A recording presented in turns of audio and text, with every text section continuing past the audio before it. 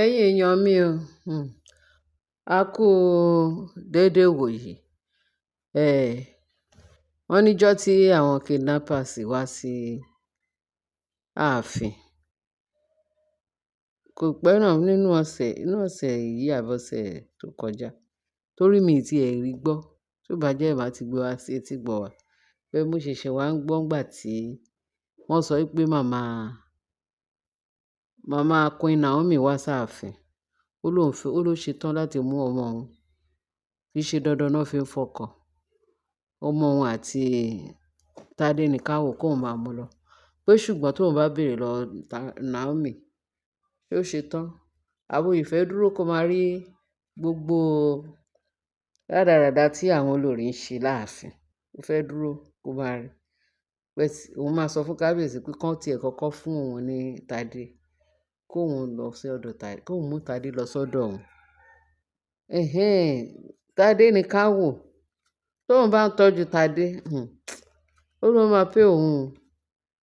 Tádé jẹ́ ọmọ ẹ lóòótọ́, bẹ̀tẹ̀ kò sí security tó gbádùn tó lè fi secure ẹ̀ torí kò save ní ààfin. Ó ló fẹ́ mú ọmọ, fẹ́ mú àwọn ọmọ, ó fẹ́ mú ìyàwó, ó fẹ́ mú ọmọ, ó fẹ́ kọ́mọ ẹ máa mọ culture yín, ó fẹ́ kọ́mọ ẹ máa mọ gbogbo nǹkan tó ń ṣe láàfin, ó fẹ́ kọ́mọ máa mọ gbogbo ìwà ẹ, kó má jìnnà sọ́mọ ẹ, kọ́mọ ẹ má jìnnà sí ẹ. Torí ẹ inú gbogbo wa dùn. Bẹ́ẹ̀ tó wà capable, kábíyèsí pé kábíyèsí ó wà capable. Kí ni ìtumọ̀ pé kábíyèsí ó wà capable? Tí kábíyèsí bá wà capable, bó ṣe ń wọ̀n pé káwọn ọmọ yẹn ó dúró sọ́dọ̀ òun àti Naomi àti gbogbo àwọn ọmọ yẹn, pé kábíyèsí ó kọ́ òun ní bẹ̀tẹ̀ kò lágbára ẹ̀. Mo sorry láti sọ pé kábíyèsí ò lágbára torí nǹkan tí ìyá Naomi sọ nìyẹn. Kí ló dé? Kí ló dé kábíyèsí? Tó bá pé ìyá Naomi sọ ọ̀rọ̀ tí ò ṣe kíní, gbogbo ayé á mọ̀ pé ìyá Naomi. Bẹ́ẹ̀ tí ìyá Naomi gbogbo èèyàn wà lẹ́yìn ìyá Naomi. Pẹ́kípẹ́kí wọ́n wà lẹ́yìn ẹ̀dígbí. Pàápàá jùlọ àti Naomi. Ayé ń sọ̀rọ̀, gbogbo ayé ń sọ̀rọ̀ nípa nǹkan tí Naomi ń fojú fí ní ààfin. Tí Naomi bá tiẹ̀ sọ pé òun ò ṣe mọ́, kò sí anybody tó lè yí ẹ̀, tó lè sọ ìsọkúsọ mọ́. Torí ìsọkúsọ àwọn èèyàn ti pọ̀ jù ní the first one tó fi lọ. Ẹ wo nǹkan tọ́mọ yẹn fojú rí. Kò tí ì hàn sí gbogbo ayé náà nígbà yẹn. Ẹ wá wo nǹkan tó ń ṣẹlẹ̀ báyìí. Ṣé tí Naomi bá sọ pé ó tó gẹ́, yóò ti ń sú àwọn èèyàn. Wọ́n ti pàrọwà títí fún Naomi. Naomi dúró. Naomi ní sùúrù. Naomi ní sùúrù. Ṣé dìgbà téèyàn bá kú kí sùúrù tó sọ rẹ̀? Jọ̀ọ́ jàre, ẹ jẹ́ ká sọ̀rọ̀ síbi tọ́rọ̀ wà. Nǹkan kò dẹ̀ ní ṣe Naomi. Láyé àti àlàáfíà ló máa fi gba yìí, ló máa jayé ẹ̀, tó máa fi jèrè àwọn ọmọ ẹ̀. Tèmi náà máa jèrè àwọn tèmi tí máa fi gbélé ayé mi. Gbogbo ẹ̀yin olólùfẹ́ Naomi, gbogbo ẹ̀yin tẹ́ ń gbọ́ mi, bí gbogbo náà ṣe máa jèrè àwọn ọmọ yín nìyẹn. Tẹ́ máa gbégbé ayọ̀, tẹ́ máa gbégbé àlàáfíà. Lọ́dún yìí, lágbára Kristi, rere la máa gbé ṣe láti ọdún yìí lọ. Láti ìsìn láti títí láéláé. Kò sẹ́ni tó máa ṣubú dànù, kò dẹ̀ sẹ́ni tó máa kábàámọ̀, kò dẹ̀ sẹ́ni tó máa fi ìnira lo ayé ẹ̀ nínú ayé wa, nínú ọdún yìí lórúkọ Jésù. Kí ló dé? Kí ló dé? Naomi ẹlẹ́ran ara ni, olómi ara, olẹ́jẹ̀ lára bíi tiwa. Kí ló dé tó ń disturb ẹ̀? Kí ló dé tó ń dà á láàmú tí kábíyèsí ò rí nǹkan ṣe sí ṣó fẹ́ pa ni? Wọ́n ní parókò pé Naomi jẹ́ ọkọ mi, jọ́ máa ìdè jẹ́ ọmọ mi wà. Wọ́n ló gbé lọ sínú chamber ẹ̀. Ó bá Naomi sọ̀rọ̀. Wọ́n ní bàbá yẹn ti fed up. Bàbá gan ti fed up. Bàbá sọ. Kí ló dé? Irú covenant ìyàwó ni kábíyèsí bá àwọn olórí ṣe. Ṣé covenant wọn lè ré dànù ní kábíyèsí? Kò sí nǹkan tó náà. Wọ́n sọ pé kò sí nǹkan tí Ọlọ́run dá tí ò ṣe é ṣe.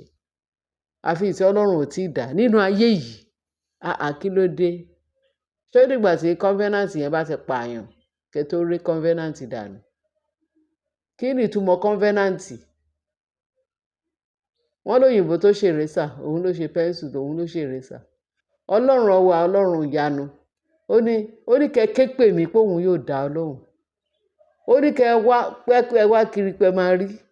ó ní kẹ́ ẹ kanlẹ̀kùn òun ó ṣí sílẹ̀ fún yín. Kí ló dé tí religion yẹn wá fi wá le tó yẹn, tó jẹ́ pé ẹ ti bá wọn olórí wo nìyẹn, àwọn olórí tẹ́ lọ bá ṣe covenant tó láṣì àbí ta lẹ bá ṣe covenant tí ò ṣeé ṣe láti ré kúrò, àfi tó wáyé pé ẹ fẹ́ pa Naomi láyé.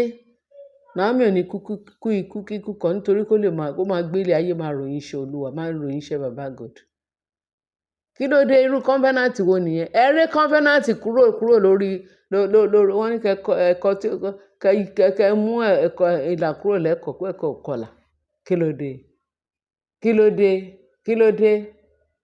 Nǹkan kan gbọ́dọ̀ ṣe Naomi, nǹkan kan dẹ̀ gbọ́dọ̀ ṣe anybody. Kí ni kábíyèsí wọ́n sọ sọ ní wọ́n ṣe covenant. Kábíyèsí ẹ gba Ọlọ́run gbọ́, tẹ́ wá mọ̀ pé yes, omi ara àti ẹ̀jẹ̀ yín Ọlọ́run ló ní, ẹ gbà gbọ́, kẹ́ ṣe nǹkan tó Ọlọ́run fẹ́. Ẹ ké pe Ọlọ́run á dá yín lóhùn. Ẹ sọ fún Ọlọ́run kìkì ọ̀rọ̀ kan, just say the word. Say a single word to God, God will hear you. Ó lè tí òun ò dí láti gbà ni. Tí ò wúwo àbí báwo náà ṣe ń sọ, báyìí ni Bíbélì tí ẹ ṣe sọ. Ó ní etí Ọlọ́run kò wúwo láti gbà ni, bẹ́ẹ̀ ni etí ò dí.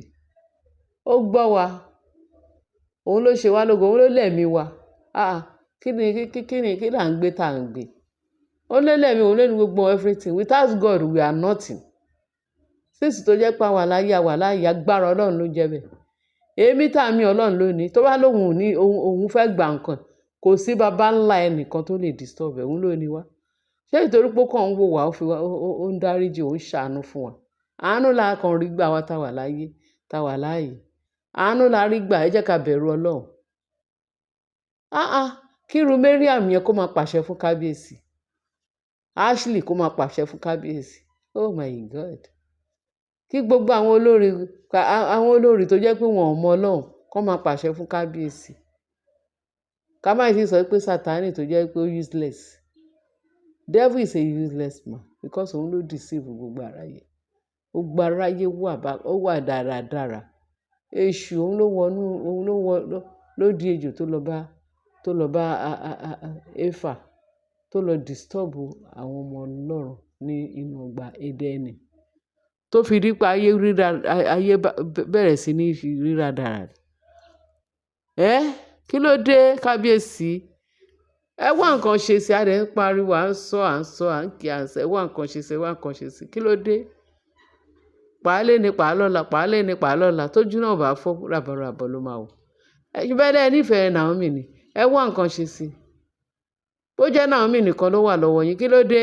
Ṣé nǹkan mi wà ńbẹ̀? Ṣé ẹ fi wọ́n gba contract ni? Ẹ fún àwọn obìnrin yẹn gba contract. Àbí ó ní ìpín tán fún yín nínú ìgbé ayé yín? Àbí kọ́ sọ pé àwọn obìnrin yẹn ni wọ́n jẹ́ kẹ́mi yín wà? Àwọn lèmi tẹ̀ mí, èmi tẹ̀ mí ni. Kí ló wá le tó yìí kábíyèsí? Wọ́n ní parọ́pò sọ pé Naomi ọmọ mi wá. Màmá ẹ̀ ń wá, ó lóun fẹ́ mú ṣe kíni. Kí ló dé? Sọ nǹkan náà. Ṣé dídùn inú ẹ̀ ni pé kí ìyá ẹ̀ wá mú ẹ kúrò nílé ọkọ? Ọmọ ní kì í ṣe bẹ́ẹ̀ o. Sọ fún mi ọmọ mi, kí ni nǹkan tó fẹ́? Kí ni nǹkan tó ní ẹ lára? Kí ni nǹkan tó ń rí láàfin tó ń ba ẹ lẹ́rù tó fi ń sọ pé mò ń lọ s'Ákúrẹ́ lénìí, mò ń lọ s'Ákúrẹ́ lọ́la ní gbogbo ìgbà? Sọ fún mi. Naomi ní bàbá, kò sí nǹkan tó ń bà mí lẹ́rù, kò dẹ̀ sí nǹkan tó ń lé mi ní ilé ọkọ mi. Tí ó bá jẹ́ pé àwọn olórí tó láṣì tó wà láàfin, kì í ṣe pé bóyá mò ń jò, tó wá pé gbogbo wọn báyìí kán ní ìfọ̀kànbalẹ̀, kán ní inú tútù, tó ní owú jíjẹ, tí ara wọn balẹ̀ bíi tòun báyìí. Ó ní ojú ọ̀run tẹyẹ fò láì faragbára. Ó ní gbogbo wọn lè gbé ní ìrẹ́pọ̀. Òun ò ní kí kábíyèsí má fẹ́ ìyàwó púpọ̀. Pé bẹ́ẹ̀ tí wọ́n ṣe ń ní òun lára yìí, ó ń dùn òun gidi gan. Pé nǹkan tó ń dùn òun nìyẹn. Pé àbí ó ní irú ijọ́ tó wá gbé Tadé ní kábíyèsí ò sí nílé. Wọ́n lè gbé ọmọ yẹn, wọ́n fi gbé ọmọ yẹn níṣojú. Wọ́n lè gbé ọmọ yẹn sínú mọ́tò. Agbára mélòó ló ní? Ó ní wọ́n yìnbọn sókè, wọ́n ṣe gbogbo ẹ̀, kò sí kábíyèsí nílé. Ó lóun ò mọ eré bóun ṣe, ó ní láì wọ bàtà láì ṣe kíni, ó lóun ṣe bàtà ni. Ó ní eré tóun sá tẹ̀lé mọ́tò, nínú ẹsẹ̀ mélòó ni eré mélòó ni ẹlẹ́sẹ̀ fẹ́ sá tẹ̀lé ní mọ́tò tó lè bá? ó ní ṣe náà fòun ṣe yẹ̀yẹ́ wọ́n bẹ̀rẹ̀ sí ní rẹ́rìn wọ́n bẹ̀rẹ̀ ń hu fóun wọ́n ní ẹni tó bá rẹ́rìn gbẹ̀yìn ló máa rẹ́rìn ìṣẹ́gun. Naomi wàá rẹ́rìn ìṣẹ́gun nígbẹ̀yìn gbẹ̀yìn agbára Kristi. Àwọn tó fi ẹ́ ṣẹlẹ́yà yẹn àwọn náà máa fi ẹ́ ṣẹlẹ́yà àwọn náà máa fi ra wọn ṣẹlẹ́yà Ọlọ́run á fi wọ́n ṣẹlẹ́yà. Ọlọ́run Elédùmarè tógo bá ń jẹ́ ti Jésù Kristi lókè àwọn náà máa ṣẹlẹ́yà gbẹ̀yìn because you will laugh the best of laughing in Jesus name lórúkọ Jésù agbára ẹ̀jẹ̀ Jésù. Wàá laugh last in Jesus name. Gbogbo alamarẹ́rìn nígbẹ̀yìn lórúkọ Jésù. Yes.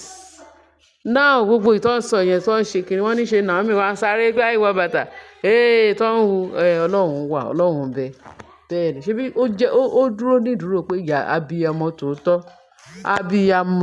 abiyamọ lọ́jọ́ ìṣòro abiyamọ lọ́jọ́ tó le.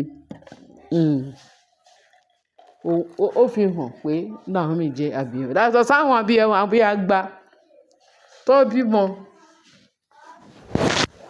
tó fi ọmọ lẹ̀ nílé ọkọ tó wá ń bá ológun dogun tó wá ń bá Naomi àti ọmọ ẹ̀ tó ń bá du ogun. Wọ́n fọmọ wọn lẹ̀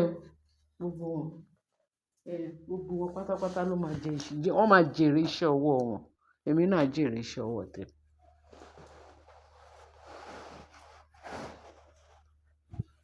Kí ló dé náà? Kí ni nǹkan náà tó dé?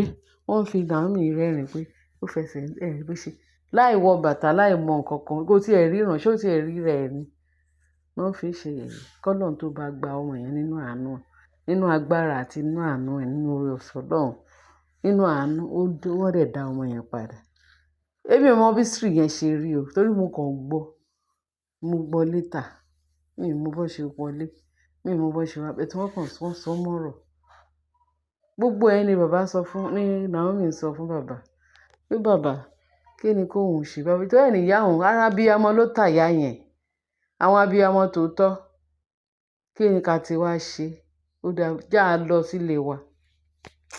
Ẹ̀yin èèyàn mi ọ̀rọ̀ yìí máa gùn ẹ bá a share ẹ bá a like màá padà wá fún yín ní the second part torí ọ̀rọ̀ yẹn story yẹn gùn ẹ ṣe bẹ́ẹ̀ ṣe tẹ́tí sí ẹ bá a share ẹ bá a like kẹ́dẹ́ wá fi tó kù sí comment section.